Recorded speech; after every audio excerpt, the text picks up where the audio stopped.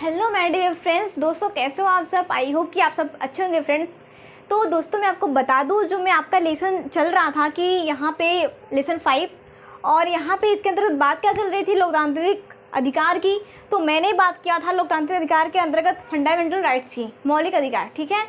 और यहाँ पे कुछ पॉइंट्स भी लिखा हुआ था जैसा कि मैंने फर्स्ट वाला पॉइंट आपको समझा दिया था। जो आपका फर्स्ट वाला पॉइंट है क्या कि अधिकारों का क्या मतलब होता है और हमें इसकी ज़रूरत क्यों होती है ना। तो ये वाला जो फर्स्ट पॉइंट था इसे हम लोग पहले वाले लेक्चर में समझ लिया था, ठीक। और यहाँ पे आज हम लोग ये जो बच्चे हैं यहाँ पे पॉइंट्स, इसे भी हम लोग समझ लेंगे। तो यहाँ पे देखिए, सबसे पहले तो आपका जो मौलिक अधिकार मैं बता रही थी फंडामेंटल राइट्स के बारे में, वो मैं आपको पहले पूरा पढ़ा दूँ कि आपके 6 फंडामेंटल राइट्स होते हैं ना। तो 6 में मैंने आपको फर्स्ट वाला एंड सेकंड वाला दोनों मैंने बता दिया था, फर्स्ट एंड सेकंड। फर्स्ट क्या था? समानता का अधिकार, राइट टू इक्वालिटी, तो इस पे हम लोग बात कर चुके थे। दूसरा था स्वतंत्रता का अधिकार, राइट टू फ्रीडम, इस पे भी हम लोग बात कर चुके थे। और हम लोग इस पॉइंट को अच्छे से हम लोगों ने भी समझा था कि इसके अंतर्गत क्या क्या बातें कही गई हैं, ठीक है।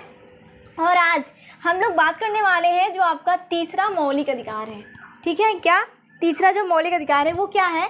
वो ये है कि शोषण के विरुद्ध अधिकार। कहने का मतलब ये है कि राइट अगेंस्ट एक्सप्लॉइटेशन के बारे में आज हम लोग पढ़ने वाले हैं। जो आपका तीसरा मौलिक अधिकार है कि शोषण के विरुद्ध अधिकार। तो यहाँ पे शोषण के विरुद्ध का क्या मतलब है? कहने का मतलब ये है कि यहाँ पे जो आपका जो तीसरा मौलिक अधिकार है वो इसके अंदर क्या बातें कही गई हैं।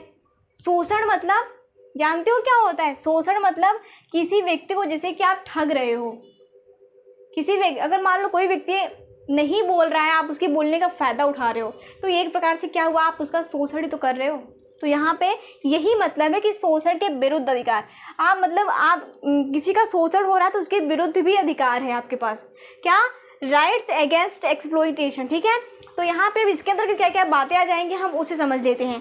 तो यहाँ पे मैंने देखो पॉइंट्स बना के लिखा है कि इसके अंतर्गत क्या क्या बातें कही गई हैं। तो जैसे मैं आपको बता दूं, अगर आप इसे तीसरा जो आपको मौलिक अधिकार है पढ़ोगे कि शोषण के विरुद्ध अधिकार, तो इसके अंतर्गत क्या बातें हैं कि किसी भी व्यक्ति को बिना मजदूरी या खराब परिस्थितियों में जबरदस्ती काम करने को मजबूर नहीं किया जा सकता, ठीक है। कहने का मतलब ये है कि कोई भी व्यक्ति अगर बोल नहीं रहा है, ठीक है, अगर कोई भी व्यक्ति नहीं बोल रहा है, फिर उसकी कोई इच्छा नहीं है, उसकी खराब, अगर उसकी परिस्थिति क्या है, अच्छी नहीं है, खराब है, तो क्या आप उससे ज़बरदस्ती काम करने को मजबूर नहीं कर सकते। कि हाँ, भले ही जैसे पहले अंग्रेज लोग थे, उन्होंने क्या किया, यहाँ के जो किसान थे उनको ज़बरदस्ती, चाहे वो उनकी कंडीशन चाहे जैसे भी रही हो, फिर भी उन्हें हर हाल में क्या करना था, काम करना ही होता था, खेती करनी ही होती थी, ठीक है। तो ये सारे जो सिचुएशन है ये पहले हो चुके हैं, अब वो सारे सिचुएशन अब ना घटित हो, इस वजह से यहाँ पे क्या किया गया कि हमारा जो संविधान है उन्होंने क्या क्या नागरिकों को मौलिक अधिकार दे रखा है, जिसके तहत वो अपना जीवन व्यतीत कर सकते हैं। तो यहाँ पे क्या कह रहा है कि शोषण के विरुद्ध अधिकार, ये सारी घटनाएं घटित हो चुकी है ना, इस वजह से इसी के माध्यम से क्या हुआ, यहाँ पे अब जो पीढ़ी आई है उनके साथ ऐसी प्रॉब्लम, ऐसी समस्या ना झेलनी पड़े जैसा पहले जब भारत गुलाम था तो हुआ था, ठीक है। तो यहाँ पे ये सारे, और देखो यहाँ पे इसी वजह से यहाँ पे हर एक नागरिक को हर एक अधिकार दे रखा है संविधान ने। तो यहाँ पे जो आपका तीसरा मौलिक अधिकार है वो ये है। तो यहाँ पे आप एक बात समझे कि नहीं, मौलिक अधिकार मतलब जो आपको जन्म से मिला हो। ऐसा नहीं कि जब आपका जन्म होता है उसके बाद 2-3 साल के बाद आपको ये अधिकार दिया जाता हो, ऐसा नहीं है। ये अधिकार आपको जन्म से ही मिलता है। आप कहीं भी जा सकते हो, आ सकते हो, जी सकते हो, जैसे भी मन चाहे वैसे भी रह सकते हो। आपके साथ किसी भी तरह का भेदभाव नहीं किया जाएगा, चाहे वो धर्म हो या किसी भी तरह का, ठीक है। यहाँ पे तो तीसरा क्या है, शोषण के विरुद्ध अधिकार, यानी कि राइट्स अगेंस्ट एक्सप्लॉइटेशन, ठीक है। इसके अंदर क्या बातें कही जा रही हैं, मैंने आपको बताया कि किसी भी व्यक्ति को, चाहे वो कोई भी व्यक्ति हो, किसी भी व्यक्ति को बिना मजदूरी, ऐसा भी नहीं है कि आप काम करवा लिए तो उसको मजदूरी भी नहीं दोगे। अगर आप उसको काम करवा लेते हो, उससे मजदूरी नहीं देते हो, उसका मतलब जो वेतन होगा अगर आप उसे नहीं दोगे तो वो भी क्या होगा, वो भी आप एक प्रकार से उसका शोषण ही कर रहे हो, ठीक है।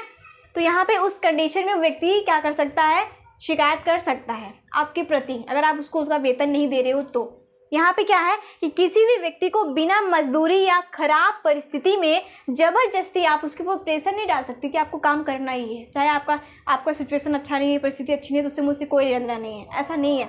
ठीक है, ज़बरदस्ती काम करने को मजबूर नहीं किया जा सकता उस व्यक्ति को। ठीक है, और इसमें एक बात और भी जोड़ दिया गया है, क्या कि देखो साथ ही यहाँ पे अगर 14 वर्ष से कम आयु के बच्चे से आप क्या करवाते हो, मजदूरी करवाते हो, तो अगर उसका भी शिकायत कोई दर्ज कर दिया ना, तो उसके लिए भी आपको जेल में जाना पड़ सकता है, भुगतान भरना पड़ सकता है। क्या, तो यहाँ पे ये कह रहा है, पहले ये व्यवस्था नहीं थी लेकिन अब हो गया है। साथ ही 14 वर्ष, अगर कोई 14 वर्ष का बच्चा है, 14 वर्ष से कम आयु के बच्चे से, अगर कोई बच्चा है उसकी आयु 14 वर्ष से कम है, तो आप 14 वर्ष से कम आयु के बच्चे से मजदूरी नहीं करा सकते हो। ठीक है, क्या काम नहीं करा सकते हो। तो यहाँ पे ये इस तरीके से बातें कही गई हैं, किसमें, आपके इसमें शोषण के विरुद्ध अधिकार। यदि आप इसमें पॉइंट्स याद रखना कि अगर आप किसी भी व्यक्ति का सिचुएशन परिस्थिति अच्छी नहीं है, तो उस कंडीशन में आप उसके ऊपर प्रेशर नहीं डाल सकते, उसे मजबूर नहीं कर सकते हो किसी भी काम को करने के लिए। दूसरा ये कि अगर आप किसी भी व्यक्ति से काम करवाते हो, उसकी मजदूरी नहीं देते हो, तो ये भी उसका आप क्या करते हो, शोषण करते हो। तो इस कंडीशन में भी कोई व्यक्ति अगर आपके प्रति शिकायत कर देगा तो भी आपको भुगतान भरना पड़ सकता है। ठीक है, मजदूरी देने के बजाय दुगना मजदूरी देना पड़ेगा। फिर तीसरा क्या है, ये है कि आप यहाँ पे तीसरी पॉइंट्स ये है कि अगर कोई बच्चा 14 वर्ष का है और 14 वर्ष से कम आयु के बच्चे से अगर आप काम करवाते हो, मजदूरी करवाते हो, तो भी इसके लिए आपको हवालात की सज़ा हो सकती है। ठीक है, अब यहाँ पे आगे चले, जो आपका चौथा मौलिक अधिकार है वो क्या है। चौथा जो मौलिक अधिकार है वो ये है कि धर्म की स्वतंत्रता का अधिकार। क्या क्या क्या क्या यहाँ पे कहना है, धर्म की स्वतंत्रता का अधिकार। अब यहाँ धर्म की स्वतंत्रता मतलब समझ में नहीं आया, मैं आपको बताती हूँ।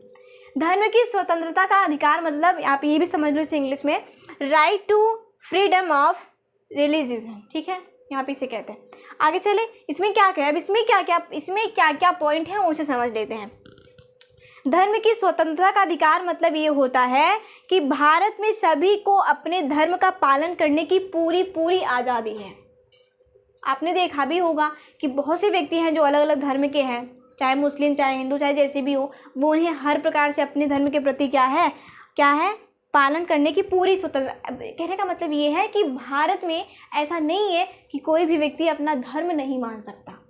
और हमारा संविधान भी ये कहता है, हमारा जो संविधान है वो क्या है, पथनिरपेक्ष है, उसका कोई खास धर्म नहीं है, धर्मनिरपेक्ष। ठीक है, तो यहाँ पे बात ये है। दूसरा ये है कि किसी को भी व्यक्तिगत रूप से अपने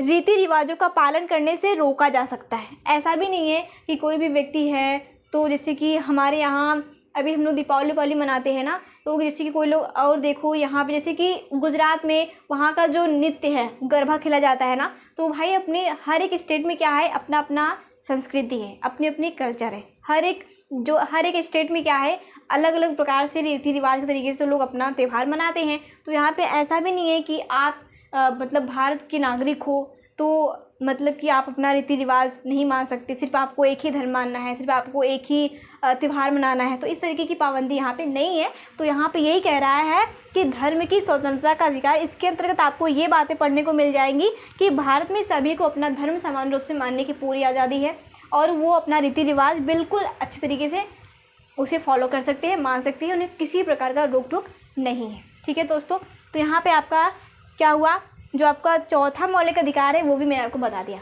ठीक है, अब यहाँ पे जो नेक्स्ट है 5 और 6 वाला, जो आपका 5वां है वो संस्कृति और शिक्षा का अधिकार। तो हम लोग इसे भी जान लेते हैं कि संस्कृति और शिक्षा का अधिकार क्या है। तो यहाँ पे हम आगे चले,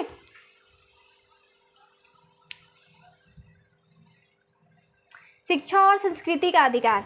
तो हम लोग देख लेते हैं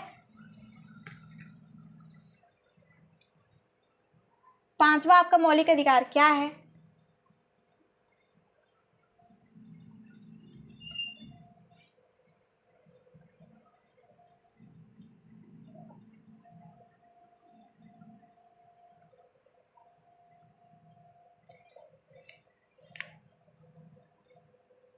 आपका चौथा भी क्लियर हुआ, अब 5वां पढ़ने वाले हैं।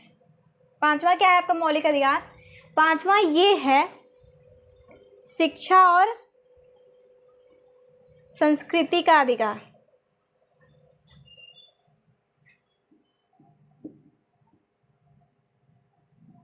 संस्कृति और शिक्षा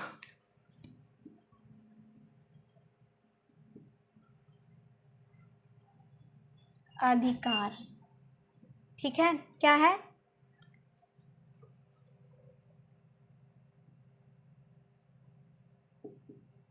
आपको ध्यान में देना है।